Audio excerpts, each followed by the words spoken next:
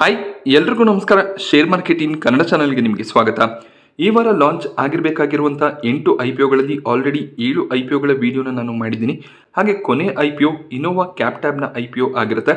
Innova ಕ್ಯಾಪ್ಟ್ಯಾಬ್ 2005ರಲ್ಲಿ ಪ್ರಾರಂಭವಾದಂಥ ಒಂದು pharmaceutical company ಆಗಿರುತ್ತೆ. ಇವರು 3 ಸೆಗ್ಮೆಂಟ್ಗಳಲ್ಲಿ ಕೆಲಸ ಮಾಡ್ತಾರೆ. ಮೊದಲನೇದಾಗಿ ಲೀಡಿಂಗ್ ಫಾರ್ಮಾಸ್ಯೂಟಿಕಲ್ ಕಂಪನೀಸ್ಗಳಿಗೆ ಟ್ಯಾಬ್ಲೆಟ್ಸ್, ಕ್ಯಾಪ್ಸ್ಯೂಲ್ಸ್, ಡ್ರೈ ಪೌಡರ್ಸ್ಗಳು, ಇಂಜೆಕ್ಷನ್, ಆಯಿಂಟ್ಮೆಂಟ್ ಈ ರೀತಿಯ ಪ್ರಾಡಕ್ಟ್ಸ್ಗಳನ್ನು ಮ್ಯಾನುಫ್ಯಾಕ್ಚರ್ ಮಾಡಿ ಸಪ್ಲೈ ಮಾಡ್ತಾರೆ. ಎರಡನೇದಾಗಿ ಡೊಮೆಸ್ಟಿಕಲಿ ಅಂದರೆ ಭಾರತದಲ್ಲಿ ಬ್ರ್ಯಾಂಡೆಡ್ ಜೆನರಿಕ್ಸ್ಗಳನ್ನು ಮ್ಯಾನುಫ್ಯಾಕ್ಚರ್ ಮಾಡ್ತಾರೆ. ಜೆನರಿಕ್ಸ್ ಅಂದರೆ ಆಲ್ರೆಡಿ ಒಂದು ಕಂಪನಿ ಈ ಒಂದು ಮೆಡಿಸಿನ್ಸ್ಗಳನ್ನು ಮ್ಯಾನುಫ್ಯಾಕ್ಚರ್ ಮಾಡಿರ್ತಾರೆ. ಸೊ ಸಿಮಿಲರ್ ಇಂಗ್ರೀಡಿಯೆಂಟ್ಸ್ಗಳನ್ನು ಬಳಸ್ಕೊಂಡು ಇನ್ನೊಂದು ಜೆನರಿಕ್ ಮೆಡಿಸಿನನ್ನು ಈ ಒಂದು ಕಂಪನಿ ಮ್ಯಾನುಫ್ಯಾಕ್ಚರ್ ಮಾಡ್ತಾರೆ. ಹಾಗೆ ಮೂರನೇದಾಗಿ ಇಂಟರ್ನ್ಯಾಷನಲ್ ಬಿಸ್ನೆಸ್ ಅನ್ನು ಕೂಡ ಕಂಪನಿ ಮಾಡ್ತಾರೆ. ಬ್ರ್ಯಾಂಡೆಡ್ ಜೆನರಿಕ್ಸ್ ಅನ್ನ ಇಂಟರ್ನ್ಯಾಷನಲ್ ಬ್ರ್ಯಾಂಡ್ಗಳಿಗೆ ಕೂಡ ಇವರು ಸಪ್ಲೈ ಮಾಡ್ತಾರೆ. ಹಾಗೆಯೇ ಇವರ ಒಂದು ಪೋರ್ಟ್ಫೋಲಿಯೋನಲ್ಲಿ ಬಹಳಷ್ಟು ಪ್ರಾಡಕ್ಟ್ಸ್ಗಳು ಕೂಡ ನಮಗೆ ನೋಡೋದಕ್ಕೆ ಸಿಗುತ್ತೆ. ಆಲ್ಮೋಸ್ಟ್ 600 ಡಿಫ್ರೆಂಟ್ ಟೈಪ್ಸ್ ಆಫ್ ಜೆನರಿಕ್ಸ್ಗಳನ್ನು ಕಂಪನಿ ಆಲ್ರೆಡಿ ಮ್ಯಾನುಫ್ಯಾಕ್ಚರ್ ಮಾಡಿದ್ದಾರೆ. ಒಂದು ಸ್ಟ್ರಾಂಗ್ ಡಿಸ್ಟ್ರಿಬ್ಯೂಷನ್ ನೆಟ್ವರ್ಕ್ ಅನ್ನು ಕೂಡ ಕಂಪನಿ ಹೊಂದಿದ್ದಾರೆ. 5,000 ಡಿಸ್ಟ್ರಿಬ್ಯೂಟರ್ಸ್ಗಳು ಕಂಪನಿಯ ಬಳಿಯಲ್ಲಿ ಇದ್ದಾರೆ. ಹಾಗೆ 1,50,000 ಫಾರ್ಮಸೀಸ್ಗಳಲ್ಲಿ ಇವರ ಪ್ರಾಡಕ್ಟ್ಸ್ಗಳ ಸೆಲ್ಲಿಂಗ್ ಆಗುತ್ತೆ. ಹಾಗೆಯೇ ಒಳ್ಳೆಯ ಒಂದು ಜೆನರಿಕ್ ಪ್ರಾಡಕ್ಟ್ಸ್ಗಳ ಬ್ರ್ಯಾಂಡನ್ನು ಕಂಪನಿ ಮೇಂಟೈನ್ ಮಾಡ್ತಿದ್ದಾರೆ. 20ಕ್ಕೂ ಹೆಚ್ಚಿನ ದೇಶಗಳಿಗೆ ಇವರ ಪ್ರಾಡಕ್ಟ್ಸ್ ಎಕ್ಸ್ಪೋರ್ಟ್ ಆಗುತ್ತೆ. ಇನೋವಾ ಕ್ಯಾಪ್ಟ್ಯಾಬ್ನಲ್ಲಿ 29 ಸೈಂಟಿಸ್ಟ್ ಮತ್ತು ಇಂಜಿನಿಯರ್ಸ್ಗಳು ಕೂಡ ಇದ್ದಾರೆ. ಇವರು ರಿಪೀಟೆಡ್ಲಿ ರಿಸರ್ಚನ್ನು ಮಾಡ್ತಿರ್ತಾರೆ. ತಮ್ಮದೇ ಆದ ಒಂದು ರಿಸರ್ಚ್ ಯೂನಿಟ್ ಕೂಡ ಇದೆ. ಹಾಗೆ ಇವರ ಮ್ಯಾನುಫ್ಯಾಕ್ಚರಿಂಗ್ ಫೆಸಿಲಿಟಿ ಹರಿಯಾಣನಲ್ಲಿ ನೋಡೋದಕ್ಕೆ ಸಿಗುತ್ತೆ. ಒಂದು ಸ್ಟ್ರಾಂಗ್ ಕಸ್ಟಮರ್ ಬೇಸನ್ನು ಇನೋವಾ ಕ್ಯಾಪ್ಟ್ಯಾಬ್ ಹೊಂದಿದ್ದಾರೆ. Cipla, Glenmark, Wockhardt, Lupin, Emcure pharmaceuticals, Medley pharma, Ajanta pharma ಹಾಗೆಯೇ ಮ್ಯಾನ್ಕೈಂಡ್ ಫಾರ್ಮಾಗೆ ಇವರು ಪ್ರಾಡಕ್ಟ್ಸ್ಗಳನ್ನು ಮ್ಯಾನುಫ್ಯಾಕ್ಚರ್ ಮಾಡಿ ಸಪ್ಲೈ ಮಾಡ್ತಾರೆ. 200ಕ್ಕೂ ಹೆಚ್ಚಿನ ಆಕ್ಟಿವ್ ಪ್ರಾಡಕ್ಟ್ ರಿಜಿಸ್ಟ್ರೇಷನ್ಸ್ಗಳನ್ನು ಕಂಪನಿ ಆಲ್ರೆಡಿ ಫಿನಿಶ್ ಮಾಡಿದರೆ 20 ರಿಜಿಸ್ಟ್ರೇಷನ್ಗಳು ಪೆಂಡಿಂಗ್ ಇದೆ. ಹಾಗೆ ಇಂಟರ್ನ್ಯಾಷನಲ್ ಅಥಾರಿಟೀಸ್ಗಳಿಂದ ಕೂಡ ಇವರ ಪ್ರಾಡಕ್ಟ್ಸ್ಗಳಿಗೆ ಆಲ್ರೆಡಿ ರಿಜಿಸ್ಟ್ರೇಷನ್ ಸಿಕ್ಕಿದೆ. ಕಂಪನಿಯ ಸ್ಟ್ರೆಂತ್ಸ್ ಅನ್ನು ಅಬ್ಸರ್ವ್ ಮಾಡಿದಾಗ CDMO ಫಾರ್ಮುಲೇಷನ್ನಲ್ಲಿ ಕೆಲಸ ಮಾಡ್ತಿರುವಂಥ 3ನೇ ಅತಿ ದೊಡ್ಡ ಕಂಪನಿ ಆಗಿರುತ್ತೆ ರೆವೆನ್ಯೂ ಆಧಾರದ ಮೇಲೆ ನಾವು ಅಬ್ಸರ್ವ್ ಮಾಡಿದಾಗ. ಹಾಗೆ ಕಸ್ಟಮರ್ಸ್ಗಳ ಜೊತೆಯಲ್ಲಿ ಒಂದು ಲಾಂಗ್ ರಿಲೇಷನ್ಶಿಪ್ ಅನ್ನು ಕೂಡ ಹೊಂದಿದ್ದಾರೆ. ಹಾಗೆ ಭಾರತದ ಬಹಳಷ್ಟು ಲೀಡಿಂಗ್ ಫಾರ್ಮಾಸ್ಯೂಟಿಕಲ್ ಕಂಪನಿಗಳಿಗೆ ಇವರು ತಮ್ಮ ಪ್ರಾಡಕ್ಟ್ಸ್ಗಳನ್ನು ಸಪ್ಲೈ ಮಾಡ್ತಾರೆ. ಮ್ಯಾನುಫ್ಯಾಕ್ಚರಿಂಗ್ ಕೆಪಾಸಿಟಿ ಆಧಾರದ ಮೇಲೆ 3ನೇ ಅತಿ ದೊಡ್ಡ ಮ್ಯಾನುಫ್ಯಾಕ್ಚರಿಂಗ್ ಯೂನಿಟ್ ಅನ್ನು ಈ ಒಂದು ಕಂಪನಿ ಹೊಂದಿದ್ದಾರೆ. ಲಾರ್ಜ್ ವಾಲ್ಯೂಮ್ಸ್ನಲ್ಲಿ ಟ್ಯಾಬ್ಲೆಟ್ಸ್ಗಳು, ಇಂಜೆಕ್ಷನ್ಗಳ ಮ್ಯಾನುಫ್ಯಾಕ್ಚರಿಂಗ್ ಆಗುತ್ತೆ. ಅದನ್ನು ಅವರು ತಮ್ಮ ಕ್ಲೈಂಟ್ಸ್ಗಳಿಗೆ ಸಪ್ಲೈ ಮಾಡ್ತಾರೆ. ಹಾಗೆ ತಮ್ಮದೇ ಆದ ಒಂದು ರಿಸರ್ಚ್ ಆ್ಯಂಡ್ ಡೆವಲಪ್ಮೆಂಟ್ ಯೂನಿಟ್ ಕೂಡ ಇರೋದ್ರಿಂದ ರಿಸರ್ಚ್ ಕಂಟಿನ್ಯೂಸ್ ಆಗಿ ನಡೀತಿರುತ್ತೆ. ಹೊಸ ಪ್ರಾಡಕ್ಟ್ಸ್ಗಳನ್ನು ಮ್ಯಾನುಫ್ಯಾಕ್ಚರ್ ಮಾಡ್ತಿರ್ತಾರೆ. ಅದನ್ನು ಕಂಪನಿ ರಿಜಿಸ್ಟರ್ ಕೂಡ ಮಾಡ್ತಾ ಬರ್ತಿದ್ದಾರೆ. ಒಂದು ಸ್ಟ್ರಾಂಗ್ ಬ್ರ್ಯಾಂಡ್ ವ್ಯಾಲ್ಯೂ ಹಾಗೆಯೇ ಕಸ್ಟಮರ್ ಬೇಸ್ ಹೊಂದಿರುವಂಥ ಕಂಪನಿ ಆಗಿರ್ತಾರೆ. ಇದು ಕಂಪನಿಯ ಸ್ಟ್ರೆಂತ್ ಆಗಿರುತ್ತೆ.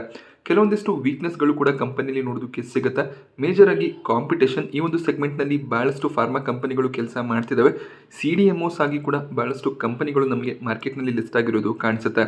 ಹಾಗೆಯೇ ಕಾಂಟ್ರಾಕ್ಟ್ ಬೇಸ್ಡ್ ಡೆವಲಪ್ಮೆಂಟನ್ನು ಮಾಡ್ತಾರೆ. ಸೊ ಒಂದು ಸ್ಟ್ರಾಂಗ್ ಕಸ್ಟಮರ್ ಬೇಸ್ ಇದ್ರೂ ಕೂಡ ಈ ಒಂದು ಇಂಡಸ್ಟ್ರಿಗೆ ಯಾವುದೇ ಒಂದು ಹೊಸ ಪ್ಲೇಯರ್ನ ಎಂಟ್ರಿ ಕೂಡ ಆಗುವಂಥ ಚಾನ್ಸಸ್ ಇರುತ್ತೆ.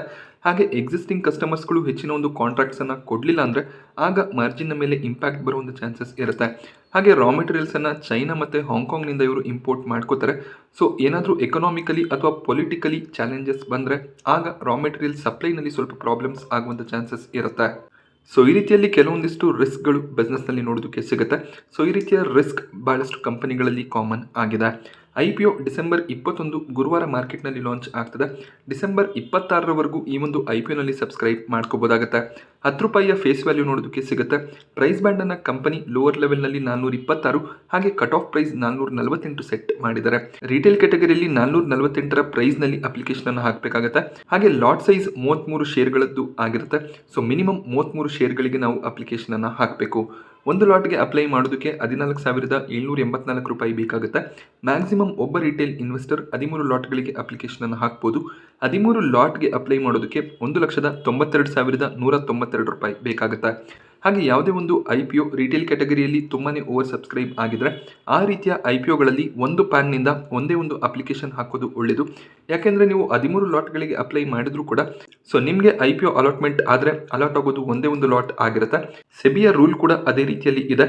ಎಲ್ರಿಗೂ ಕೂಡ ಒಂದು ಲಾಟ್ ಅಲಾಟ್ಮೆಂಟ್ ಆದಮೇಲೂ ಕೂಡ ಲಾಟ್ಸ್ಗಳು ಮಿಕ್ಕಿದ್ರೆ ಮತ್ತೆ ಅದನ್ನು ಅಲಾಟ್ ಮಾಡ್ತಾ ಬರ್ತಾರೆ. ಆಗ ಹೈಯೆಸ್ಟ್ ಲಾಟ್ಗಳ ಪ್ರಿಫರೆನ್ಸ್ ನೋಡೋದಕ್ಕೆ ಸಿಗುತ್ತೆ. ಬಟ್ 15-16 ಟೈಮ್ ಯಾವುದೇ ಒಂದು IPO ಸಬ್ಸ್ಕ್ರೈಬ್ ಆದರೆ ಆಗ ನೀವು ಒಂದು ಲಾಟ್ಗೆ ಅಪ್ಲೈ ಮಾಡಿದ್ರೆ ಸಾಕಾಗುತ್ತೆ. ಸೊ ಮಲ್ಟಿಪಲ್ ಡಿಮ್ಯಾಟ್ ಅಕೌಂಟ್ಸ್ ಇದ್ದರೆ, ಬೇರೆ ಬೇರೆ ಪ್ಯಾನ್ಗಳಲ್ಲಿ ಡಿಮ್ಯಾಟ್ ಅಕೌಂಟ್ಸ್ ಇದ್ದರೆ, ಆಗ ಪ್ರತಿಯೊಂದು ಅಕೌಂಟ್ನಿಂದ ನೀವು ಒಂದೊಂದು ಲಾಟ್ಗೆ ಅಪ್ಲಿಕೇಶನನ್ನು ಹಾಕ್ಬೋದಾಗುತ್ತೆ. ಆಗ ನಿಮ್ಮ ಅಲಾಟ್ಮೆಂಟ್ನ ಚಾನ್ಸಸ್ ಇನ್ಕ್ರೀಸ್ ಆಗುತ್ತೆ. ಹಾಗೆ ನೀವು IPOಗಳಲ್ಲಿ ಅಪ್ಲಿಕೇಶನನ್ನು ಹಾಕಬೇಕು ಅಂತ ಇದ್ದರೆ, ಮಾರ್ಕೆಟ್ನಲ್ಲಿ ಇನ್ವೆಸ್ಟ್ಮೆಂಟನ್ನು ಮಾಡಬೇಕು ಅಂತ ಇದ್ದರೆ ನಿಮಗೆ ಡಿಮ್ಯಾಟ್ನ ಅವಶ್ಯಕತೆ ಇರುತ್ತೆ. ಝೀರೋದಾದಲ್ಲಿ ನೀವು ಡಿಮ್ಯಾಟ್ ಅಕೌಂಟನ್ನು ಓಪನ್ ಮಾಡಿಸ್ತೀರ ಅಂದರೆ ಲಿಂಕ್ ನಿಮಗೆ ಡಿಸ್ಕ್ರಿಪ್ಷನ್ ಬಾಕ್ಸಲ್ಲಿ ಅವೈಲೇಬಲ್ ಇರುತ್ತೆ. IPO ಅಲಾಟ್ಮೆಂಟ್ ಡೇಟ್ 27 ಡಿಸೆಂಬರ್ ಆಗಿರುತ್ತೆ. ಅಲಾಟ್ಮೆಂಟ್ ಸಿಗಲಿಲ್ಲ ಅಂದರೆ ರೀಫಂಡ್ ನಿಮಗೆ 27ಕ್ಕೆ ಕ್ರೆಡಿಟ್ ಆಗುತ್ತೆ. ಅಲಾಟ್ಮೆಂಟ್ ಸಿಕ್ಕಿದ್ರೆ ಶೇರ್ಗಳು ಕೂಡ 27ಕ್ಕೆ ಅಥವಾ 28ಕ್ಕೆ ಕ್ರೆಡಿಟ್ ಆಗುವಂಥ ಚಾನ್ಸಸ್ ಇದೆ.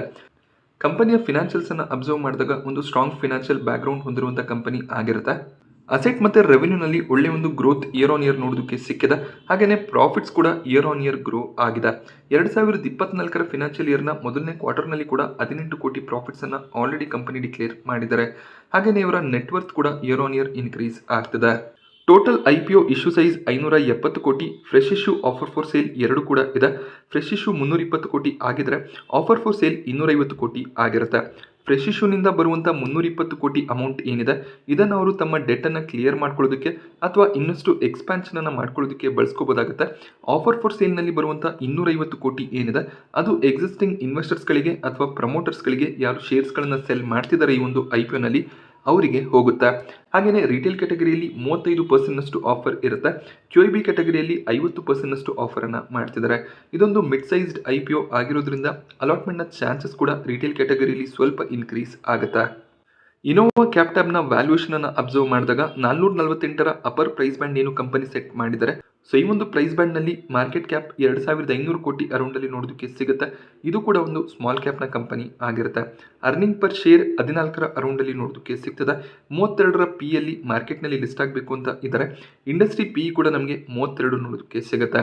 ಸೊ ಒಂದು ಎಕ್ಸಾಕ್ಟ್ ವ್ಯಾಲ್ಯೂಯೇಷನ್ ಒಂದಿಗೆ IPO ಮಾರ್ಕೆಟ್ನಲ್ಲಿ ಲಾಂಚ್ ಆಗ್ತದೆ. ಕಾಂಪಿಟೇಷನ್ ಕೂಡ ಭಾಳಷ್ಟು ಇರುತ್ತೆ.